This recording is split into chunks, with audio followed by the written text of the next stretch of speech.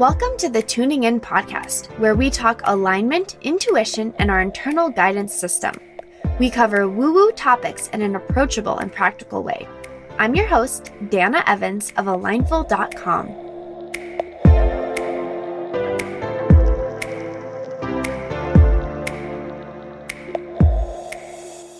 Hello, and welcome to another episode of the Tuning In podcast. This is episode 101. How fun is that? Man, I was talking to my podcast editor. Hello, PJ.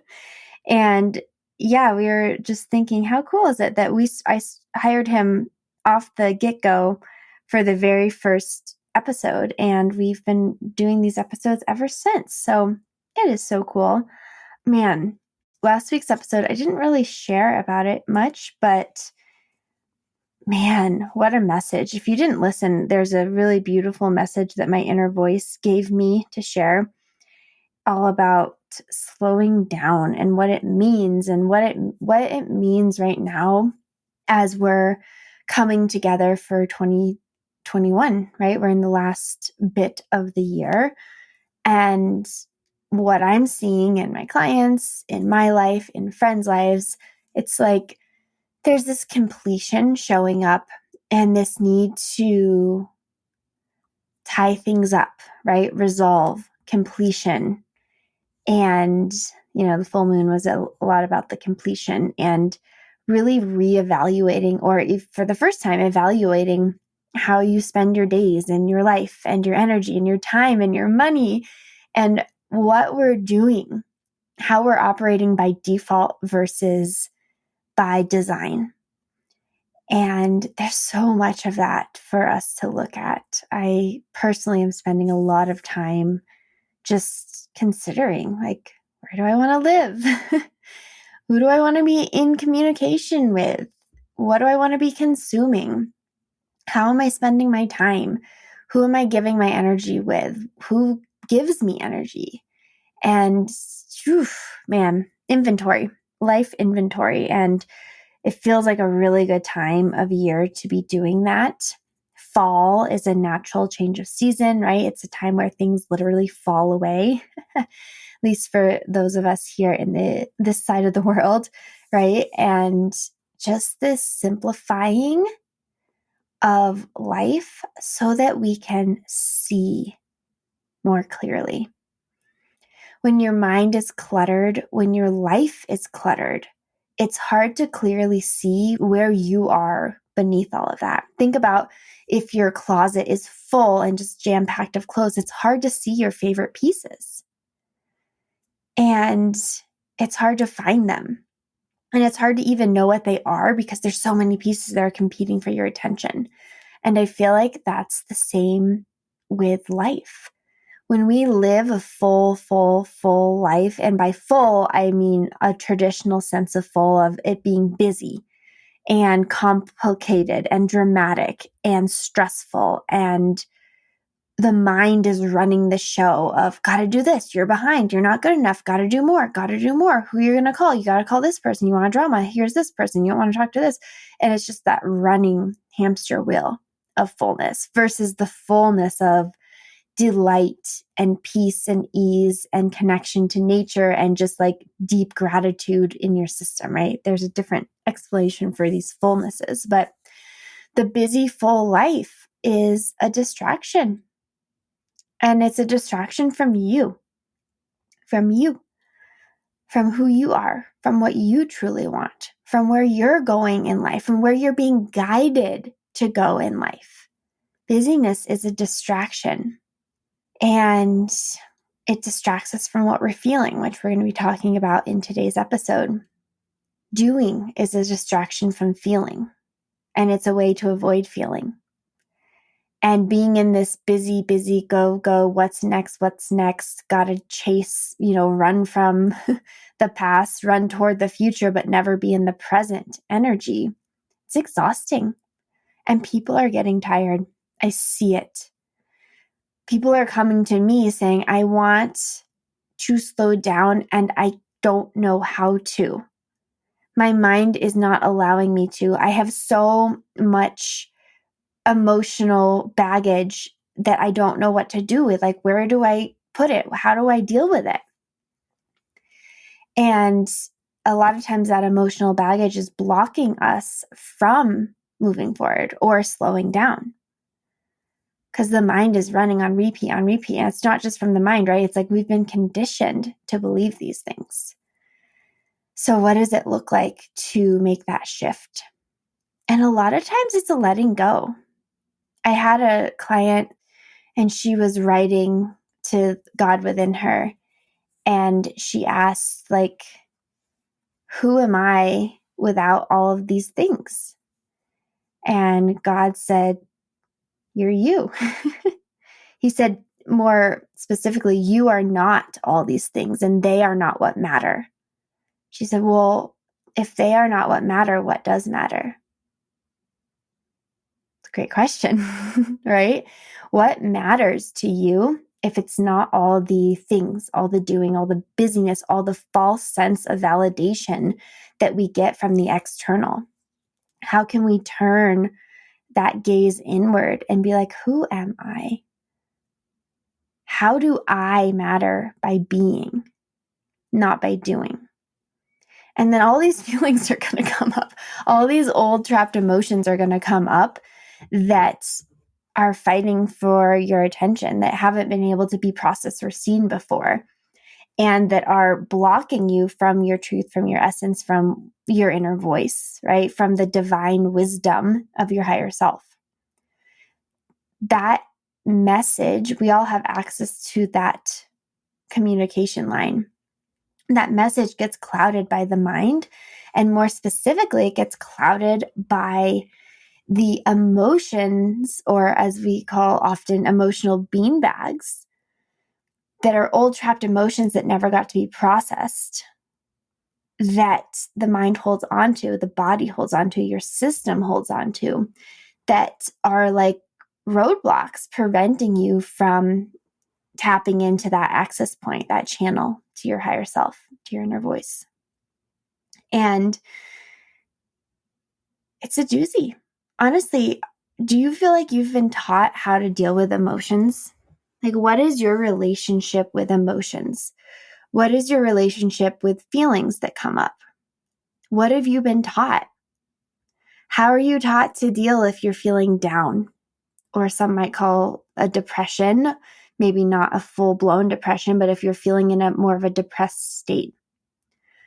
How are you taught to deal with anger, frustration, sadness, feeling lonely, uncomfortable, anxiousness, dread, fear, worry, dissatisfaction? How do you deal with these? Have you been taught? And by deal, I don't mean get over them and be happy again. Have you been taught that we're always supposed to be striving toward happiness? What does that even mean? Like, do you want to be happy all the time? What does happy mean to you? What does a state of happiness feel like? For me anymore, I find myself desiring to head toward joy, ease, and peace. Those are really what I'm looking for more of in my life. And everything else is contrast to that, right? We get the whole spectrum and we get to explore that. And sometimes it's easy, sometimes it's challenging, because a lot of times what I have found is over the years of your livingness of life, especially when you're younger, when things come up, think about a toddler, right? Who's having a meltdown. What do? We try to stop it. It's okay. It's okay. You're okay. You're okay. Be quiet. Be quiet. Don't cry. Don't cry. Don't cry. It's okay. Don't throw a fit. Stay calm. Stay calm. And it's in a desire. I believe for the most part, the desire is a positive one, right? It's to soothe the child and help the child feel better. But what that ends up doing is blocking the completion of the emotional wave, right? From the buildup to the peak of frustration or whatever they're feeling, to the wind down, to the piddling out, to the stillness. And we do that then to ourselves over and over and over again. We're conditioned to stuff down, neutralize, stop, and redirect the feelings. And all of that leads to a lot of suppressed feelings that have never had a full chance to be processed and felt and expressed. And how the heck do you do that, right? And this is a lot of the work that I end up doing with clients. And a lot of times they're not ready right away. And by they, I mean like their system has been taught for so long that it's not okay. Like you should just feel happy. Like how many times have you felt, oh, I shouldn't feel bad. I should feel grateful because like I have a good life. Like what am I down for? Like what am I feeling down about? Why am I tired? I shouldn't be tired. Why am I sad? And it's just this perpetual state of dismissing of emotions that are coming up. And instead of dismissing them, what if we just felt them, right? So a lot of times our systems aren't ready to process that. It doesn't feel safe, right? Whether from conditioning, from childhood, from your own experience, whatever, it doesn't always feel safe. And so the emotion will come up and then, not ready. And so a lot of my work is allowing the client to express fully and even teaching them how to be with an emotion that shows up. Because typically when an emotion bubbles up from within, it's doing that because it's ready to be released and processed and transmuted back into light within you.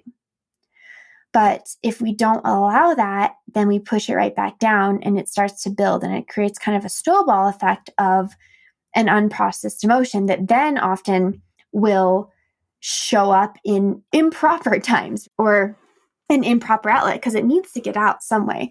So either you snap at your partner or you lose it in a fit of road rage, or you just out of the blue break down crying in the middle of some event. And it's like, oh my God, I have no control over my emotions. Who am I? This isn't safe.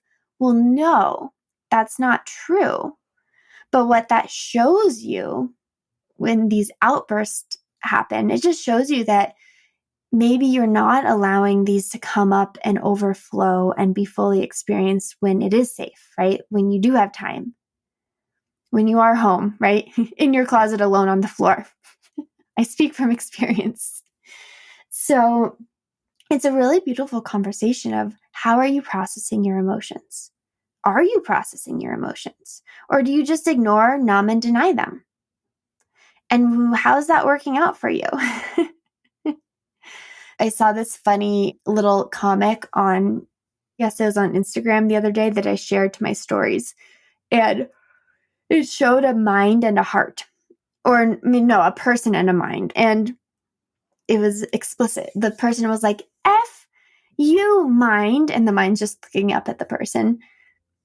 The person said, I thought that by doing all of this work, right, inner work, all the work I do with my clients, all the work I do with myself, like processing, seeing yourself, experiencing emotions, looking at your old crap, releasing that, deciding what you're wanting to move forward, listening to that guidance of your higher self, actually following that, right? Doing all that work, or rather beingness. I thought by doing this work, I'd start to feel better, not feel worse. And the mind said, and then the little graphic said, but now I guess what I'm supposed to be doing is dealing with my feelings instead of ignoring them. I thought this work would make them go away. And the mind said, nope. And then the body again said, F you, mind. It's probably a really bad description of the comic, but it's funny, right? Because I've had this happen many times with clients. They're like, okay, I'm 3 months in, I'm 6 months in, I don't feel better. And my message to them is, the point of this work is not to feel better, it's to get better at feeling. Ooh, right? The point of this work is not to feel better, it's to get better at feeling. What happens is a lot of times all these emotions have been suppressed for so long. A lot of people come to me they don't have a ton of feelings. Like they're kind of numbed out. And I was this way too. Like my baseline was just, I'm happy all the time because I didn't let anything else come in. As in I didn't deal with other feelings. I'm like, nope, don't need it. I'm going to be happy. And that's a coping mechanism. It didn't mean I didn't have other feelings and emotions. It meant I ignored them and maintained this baseline. But what happens is when you keep yourself at a baseline of whatever it is, it's not always happy, whatever your baseline is that your body feels it's safe to maintain, it's like taking an antidepressant. I haven't taken one, but from what I understand or an anti-anxiety medication, right? It levels out your emotions so you're maybe not feeling as depressed or as anxious, but it also numbs you from feeling the high. So it keeps you from feeling the super low, but it also keeps you from feeling the super high. So it kind of like neuters you a little bit. And that's what happens if we're constantly trying to maintain a baseline of emotion of just like everything's okay, and we ignore all the other emotions that are within. It neutralizes us. So I was like always pretty happy, quote unquote happy, but I never like hit those high highs that I feel now of like, I don't know, just pure joy. Because if you're too afraid of the lows, how can you experience the highs, right? Because the high highs aren't safe either, because after the high, you're going to drop, which is going to bring you back to a low in relation to the high. So it's like, it's a very confusing place for the mind. The mind's like, it's safest to just stay neutral. But when we stop thinking that the highs are good and the lows are bad, we can start to experience all of it, right? The whole rainbow of emotions and emoting. Like, you're allowed to get angry. Don't go taking it out necessarily on someone else when it's your stuff. But like, it's so funny, but I get angry. This surprises some people. Other people are like, yes, of course she does. But like, I get angry and I express it. And I often punch pillows. And what I call it is angry fluffing. So like the couch pillows, I'm like, poo, poo, poo, poo, poo. It's actually very effective at getting like the dust and fluffing the pillows. And it also burns that energy. It feels so good. I get sad. I was like crying for a little bit in bed this weekend. And I get so sad. And it doesn't always have this like, I'm sad because this person hurt my feelings. No, it's like, it's a deep sadness or grieving from within. I get elated and high as a kite, excited about life. I also often am in a state of like just peacefulness and stillness, right? I get nervous. I get anxious. I get delighted. I get frustrated, right? I get super annoyed. Projector out of alignment, bitterness and annoyed. Okay. But all of it comes through now to me. And that was not always the case. In fact, I never, all through high school, any of my friends knew me, like I just didn't cry. Like I remember seeing the movie Stepmom with a friend, like the mom died of cancer. It was like a very sad movie. I saw it with my mom and my friend. They were crying and I'm like, nope, not crying. I will not cry. That was kind of I'm like, I will not cry. I'm not crying. And so here I am now, like, I'll just be in bed, just like weeping some days, not for like a whole day, but like for an hour or whatever. And it's okay. I've had to retrain John. So when I'm sad, he doesn't say, what's wrong? I'm like, just let me be sad. And then if I need something to talk about, I will talk to you about it. But otherwise, my body just has things that it needs to get out and move through so they don't become emotional baggage. So they don't weigh me down and numb me and create all these crazy triggers where like anyone could trigger me at any point because I have unprocessed emotion that's mine to deal with and I have it. And that's what ends up happening. If you find yourself, this is a really good like personal inquiry. If you find yourself like often in a very reactive state, it's probably not because you're just a reactive person or you're bad at dealing with stressful circumstances or non-stressful circumstances. If you're just like reactive, it's probably because you have a lot of unprocessed emotions around that. And once you start processing them and letting them move through you, you'll find that you're not as reactive. Or if you feel like other people are constantly hurting you, right? Like you're hurting your feelings or causing you to be angry. Like if other people are constantly causing, I'm using air quotes, you to experience a certain reactive emotion, it's probably because that's happened at some point in your past and you never spoke your truth, right? You never spoke up for yourself, or you weren't able, right? Or it wasn't safe for you to speak up for yourself or defend yourself or whatever in the moment. So it got suppressed and then it never got dealt with. And so now it's an experience where anyone can activate you or trigger you at any time. And then it feels like you're out of control, but that's not true. You're not inherently out of control. I promise you that. And you don't even need to control or I'm like so sick of feeling like manage your anxiety. No, we clear it. We move it. Managing is neutralizing. We don't need to manage and flatten it or numb it.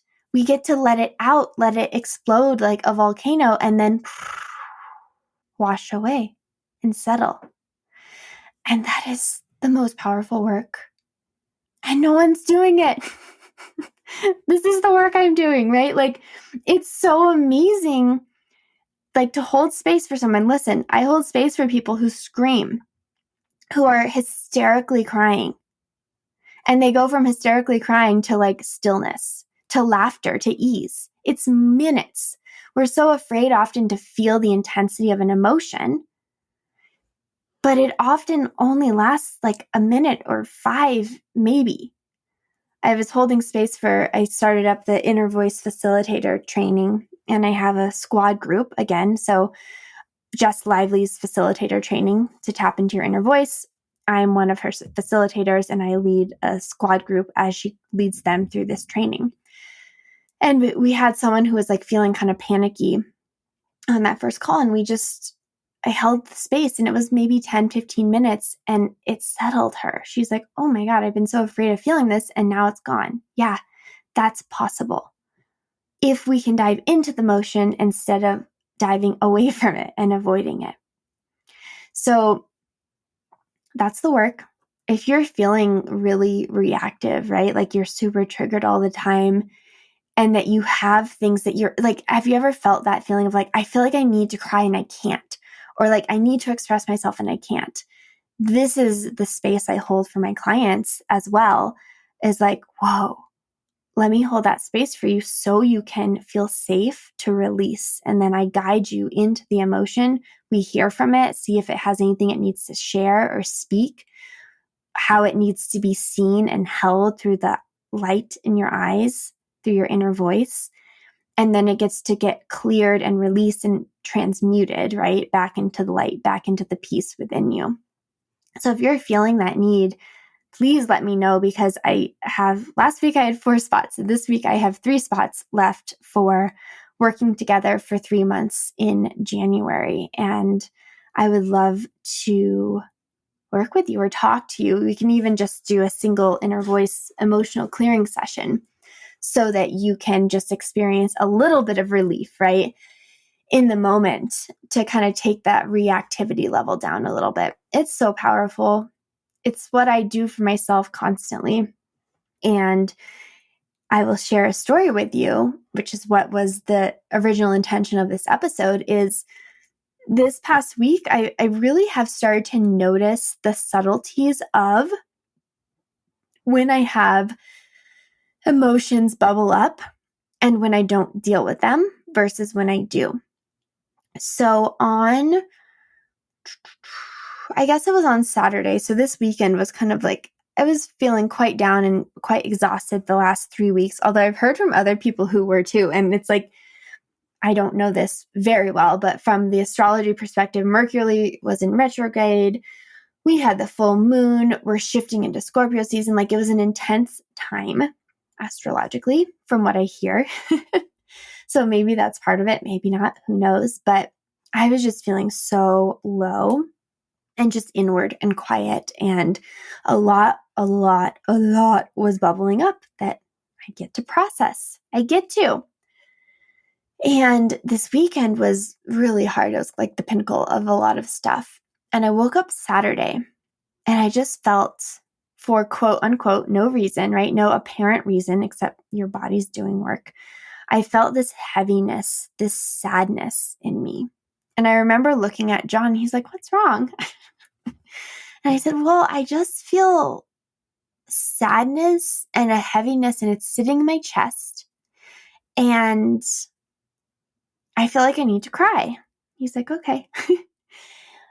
And that's the thing that you'll learn too when we work together is one of the things I always have you do is like, where do you feel it? Like find it in your body, right? These are the beanbags, right? The trapped emotions, the energy stuck in your body. Where is it? And then like, what does it feel like? Is it dense? Is it thick? Is it heavy? Is it soft? What shape is it? We just kind of explore that and sit with it, right? In pure presence is how it dissolves, not through the mind. I don't even ask you to like, what's the story behind this? I just ask you to sit with it. And so I was able to do those first steps with John. I was like, it feels heavy. It's in my chest and I feel like I need to cry and I feel sadness. So I went into the bedroom and I cried and it was all better. No, that's not what happened. It could have happened that way, everybody. But no, I didn't do that. And I dragged this freaking emotion through my entire weekend. And it honestly kind of ruined my weekend. So on Saturday, instead of doing what I absolutely knew would be helpful, which was going into my room, laying down, going into the sadness, or tapping on it, right? Tapping, like, even though I'm feeling really sad, I deeply and completely love and accept myself. Even though I feel like I can't cry, I accept that that's what's happening. I'm open to cry, just doing a tapping session to explore that. I didn't do that. I didn't lie down. I didn't go out by myself and sit in my feelings. I went to the grocery store. So I went to the grocery store, I went to go get coffee, and then, I don't know, I was busy all day. Then later in the day, I came home, and guess what? The sadness, I'd forgotten that it was there in the morning. But all of a sudden, I was so annoyed with John and like bitter and just like edgy. And he was asking stuff, and I just like, my whole body was like, ugh, like, get away. You can't do anything right. I'm annoyed with you. And he's like, okay, I'm going to go on a run. I'm like, yeah, good. You go on a run. Get out of my hair. And then I'm sitting there in the kitchen and I'm like, what is wrong with me? Like, I'm so mad, but like, he didn't do anything to make me mad. It's not like we had a fight. It was just my system was like, ah, and it was so confusing. And then all of a sudden it was like, click. And I realized, oh my gosh, I know what happened. I didn't deal with the sadness earlier on in the day. I distracted from it all day and numbed it. So I didn't feel it. I forgot about it, but it didn't go away because I didn't process it. And now it's changed form. So it was sadness and heaviness this morning. And now it's like fire and anger. And I was like, oh, okay, now I'm clear on this. I need to go tap this and deal with it. So John comes upstairs from his run and I said, I'm so sorry. I want you to know I'm not mad at you. You didn't do anything wrong. This is what happened. I didn't deal with my sadness this morning. And now it turned into like frustration with you and it's unwarranted. And here's a hug. Now that in itself did not make the feeling go away, but it at least like softened my way of looking at John and probably made him feel a little bit better. So then I go into the room, I tap it and fix it and it's all better, right? No, I didn't do it again. I didn't do it. I was like, ugh, I don't feel like it. So I watched a TV show, of course. Good old numbing. Ate dinner, listened to a meditation, went to bed. Guess what? I had a horrible night's sleep. I did not sleep. My mind was all over the place. Mia was sleeping on top of me, so like I couldn't move. And God forbid you move the cat, right, who's sleeping on you. And so I wake up the next morning. I'm like, oh, this was yesterday. Oh my gosh.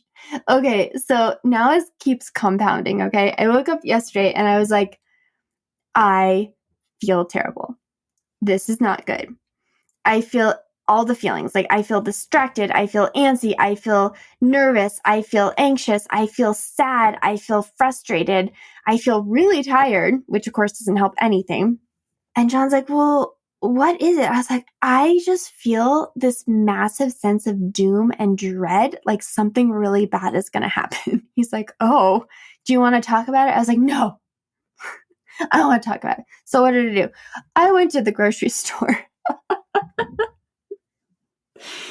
Well, Why? Well, the day before I'd gone to the grocery store because I wanted cheese and bread, because that was what my system was like. We have to get out of the house. We can't deal with this feeling. Let's go pick up bread from Bread Day at the Grateful Bread Company.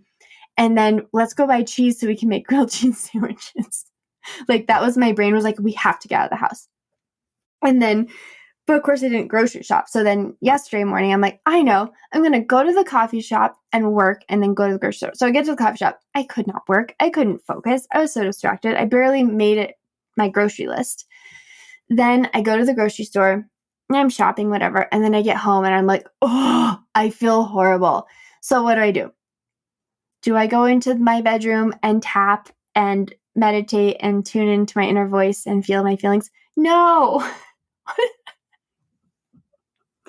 I do not. I crawl into bed, I close all the blinds, and I put on a movie and start crying in bed by myself. And the movie totally numbed it. Like, I was feeling frustrated, and then I watched the movie, and it, like, the feeling went away. It's really effective, yet, you guys. Like, numbing is effective in that it stops the feeling, but it's not effective for the long-term results of, like, clearing it. So then John, sweet man, comes and, like, lays next to me, and he's like, do you want to talk about it? I was like, no. I just feel like everything's ruined, and it's horrible, and something bad's going to happen. And he's like, okay, I think maybe you want to talk about it. And he's like, how about you come on a bike ride with me? I was like, I couldn't possibly. It's very dramatic. But then I was like, okay, I'll go on the bike ride. So I dragged myself out of bed, opened the blinds. It is a beautiful fucking sunny fall day. And we go outside, and I'd gotten a message right before. I was like, oh, like, this explains a lot. Like, okay, this is kind of what I was feeling, but I wouldn't allow myself to discover what the feeling was.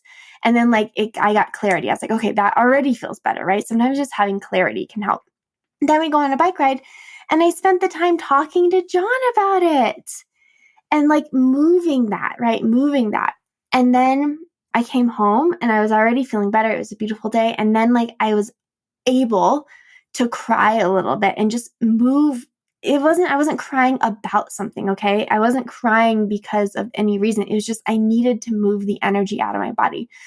So I was able to, like, move aside, sit there, cry, and just let it move through and process. And then it's like, everything cleaned up. And it went from feeling like, why can't I just enjoy my weekend? This is so frustrating, to like, oh my gosh, what a beautiful fall day. Like, I feel so much more at ease. Now I feel like I have clarity, like I can take action on things, or I can relax. Either way, because before I couldn't really relax because I was just trying to numb it, and I couldn't take action because I was too distracted, right? So this, I was like, I could do either.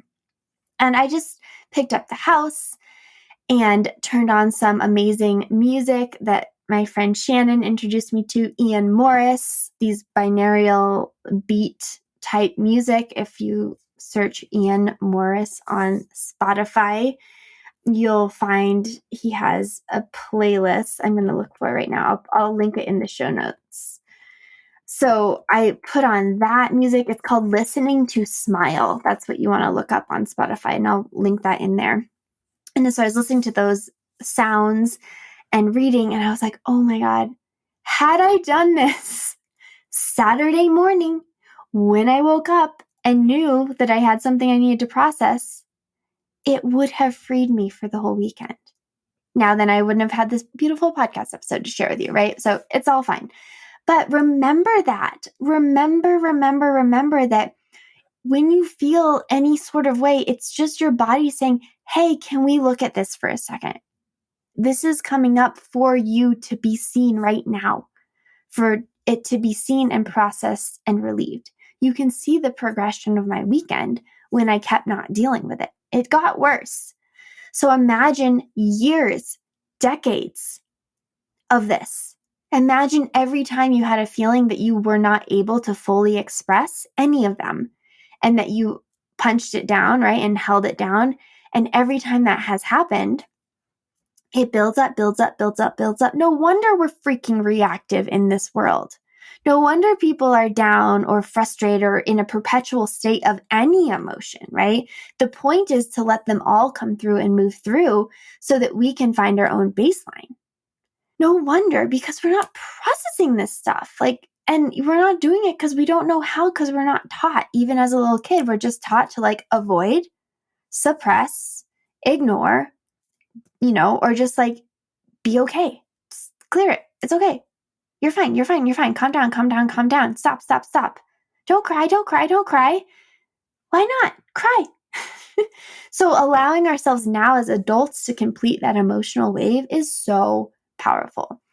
And let me tell you, some of the things that I've seen within myself, with my clients, is physical changes. So chronic pains start to shift. They have started to shift. I'm not making any medical claims, okay? But things like that, inflammation. I noticed myself, my face shape started to change. My voice has changed. I had someone reflect to me oh my gosh, listening to your podcast over the last 2 years, your voice has changed. The resonance has changed. Weight shifts, muscle tone shifts.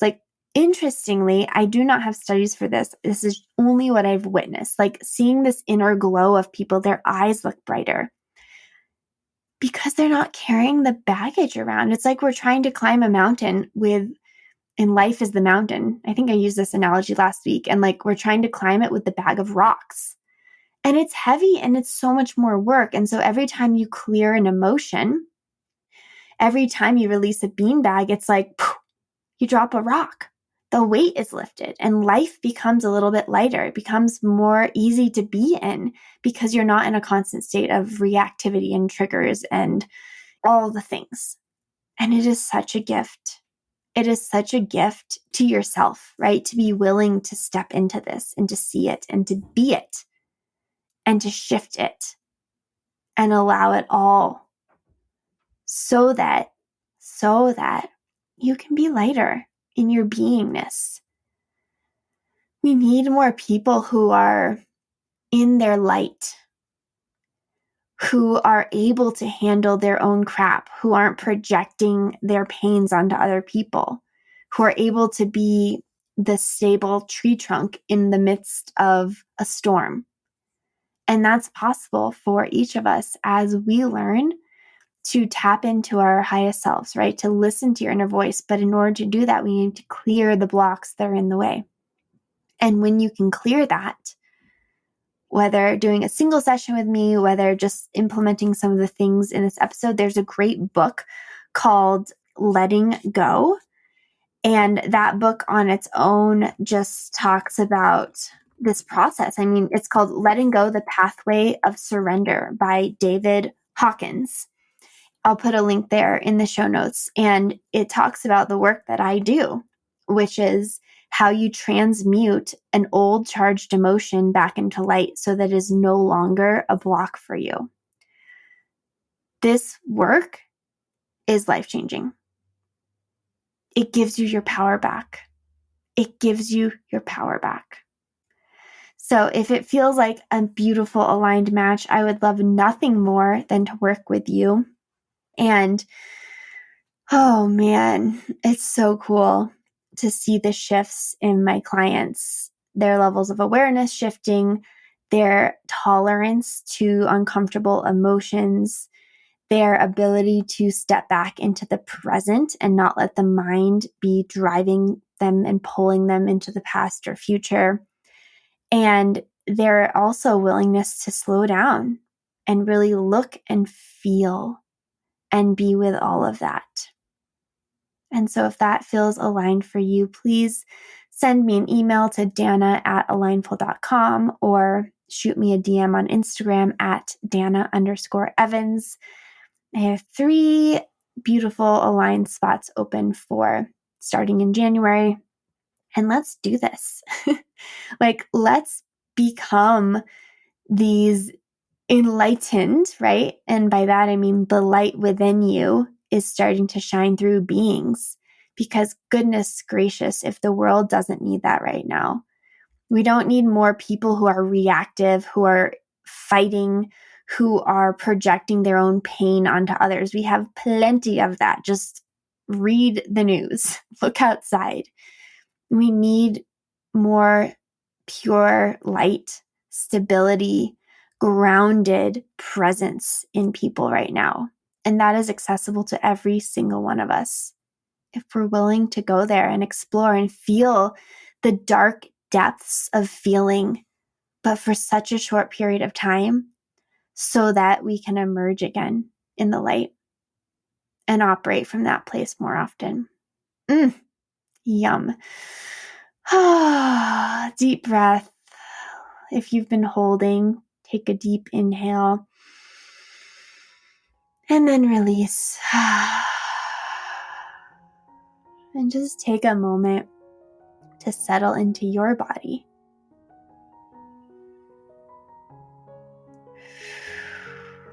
If you can even do a little check. Am I holding anywhere? Is there any tightness? Is there any grip?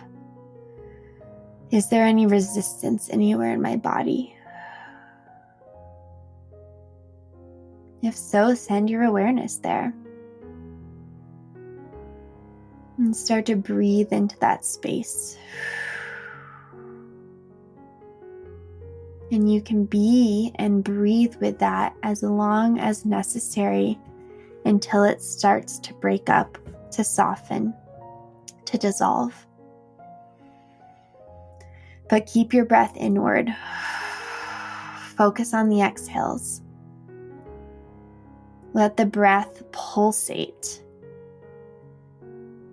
Imagining wherever the tightness, the grip, the heaviness sits in your body, that's pulsating as well with the breath.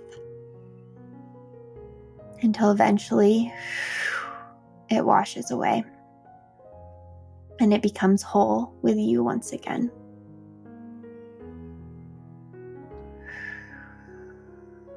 I welcome you to stay in presence, stay in your breath for as long as it serves you. And we won't even have the outro of this episode. So you can just listen to this easeful music and breathe in the presence of your own body for as long as it serves you, or as long as it takes to soften and dissolve the grip within your body. Knowing that right there, in that moment, you're clearing a beanbag, you're creating space, and you are allowing for more peace and ease in your body. If any feeling bubbles up, if tears, if the need to yell or yawn or stretch or shake or sigh, let your body guide you. Let your body support you in processing this old, stuck emotion so that it no longer has to drive you, whether by avoiding it or reacting to it. It can dissolve as you two dissolve into ease and peace, holding your presence, moving your breath. Thank you so much for tuning in to your body in this moment. I'll see you next week.